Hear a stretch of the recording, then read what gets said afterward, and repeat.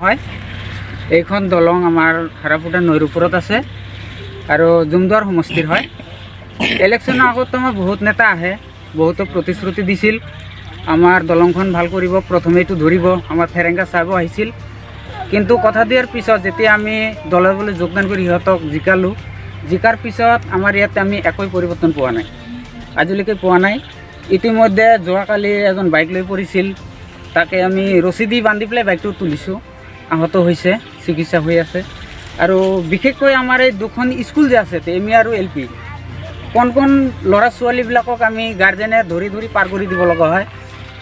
এইবিলাক দুখ কষ্টৰ মাজতে আমি ভুগি আছোঁ, কিন্তু চৰকাৰে আমাক কোনো আওকাণ দিয়া নাই।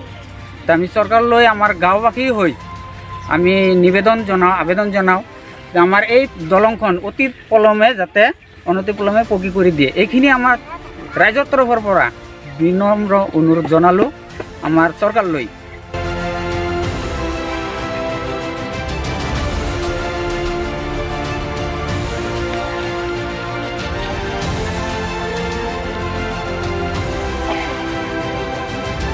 তো ভাল করে বানাই দিয়ক, আমার লগত হেল্প করক।